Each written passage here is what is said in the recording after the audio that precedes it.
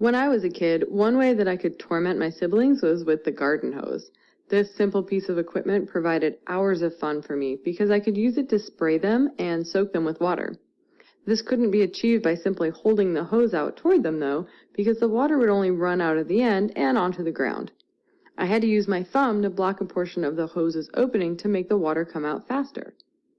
At such a young age, I had no idea who Daniel Bernoulli was or why partially blocking the end of the hose made the water come out faster.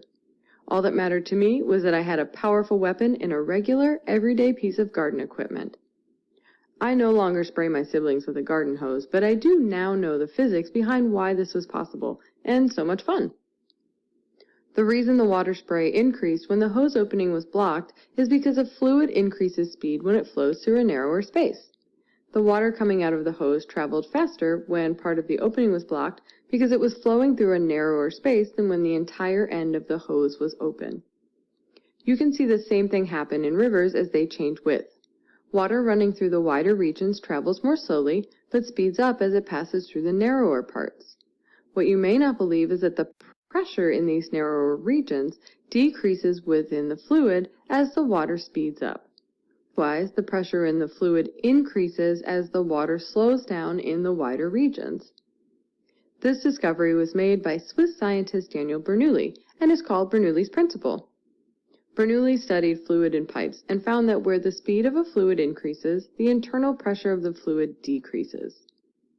This is not an easy concept to grasp. In fact, you may be thinking that if the water is in a tighter space, the pressure should increase. Well, it does, but not the pressure within the fluid. The pressure increase is experienced by whatever is surrounding the fluid. In fact, it's this change in pressure that actually causes the fluid to change speed, not the other way around. It might help to think of a traveling fluid in terms of streamlines. These are imaginary lines that represent the path of fluid particles. Streamlines are far apart when the area surrounding the fluid is wide. But when the area becomes narrow, the streamlines are pushed together, decreasing the pressure in the fluid and increasing its speed. We can apply the idea of fluid streamlines to all sorts of situations.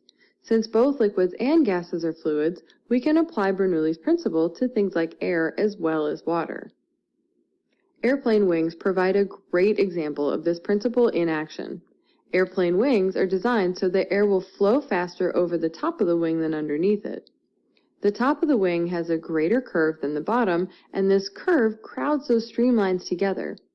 Since the streamlines are closer together, there is less pressure in the fluid, the air, above the wing than below it. Since the pressure below the wing is greater, it creates an upward lift toward the area of lower pressure, pushing upward on the bottom of the wing. When two semi-trucks pass next to each other on the highway, they are drawn to each other because of this same type of pressure difference. As they pass each other, the space between them creates an area of low pressure because it is quite narrow. The pressure on the outside of each truck is greater than the area between them, so they are pushed together as they pass each other. Ships experience this when they pass each other as well. The water between the two ships is traveling faster than the water on the outer sides, creating an area of low pressure between them. In fact, ships have to steer away from each other when they pass to avoid crashing into each other. When a windy storm rolls through, your roof has a good chance of being lifted off your house because as the air passes over the top, the streamlines are crowded together and there's a pressure drop. The pressure underneath the roof is greater than above it, providing the same type of lift as we saw with the airplane wing. Thanks to an important discovery by Daniel Bernoulli, we can understand how pressure changes within a fluid as it moves through different spaces. Called Bernoulli's principle, this is the idea that where the speed of a fluid increases, the pressure in the fluid decreases. A fluid's speed will increase as it travels through narrower spaces and decrease as it travels through wider spaces. The increase or decrease in speed is caused by a pressure change within the fluid. Visualizing streamlines makes this concept easier to understand. These are imaginary lines that represent the path of fluid particles. As the fluid moves through a narrower space, the streamlines are crowded together, decreasing the pressure within the fluid and increasing its speed. Bernoulli's principle can be applied to many everyday situations. For example, this principle explains why airplane wings are curved along the top and why ships have to steer away from each other as they pass. The pressure above the wing is lower than below it, providing lift from underneath the wing.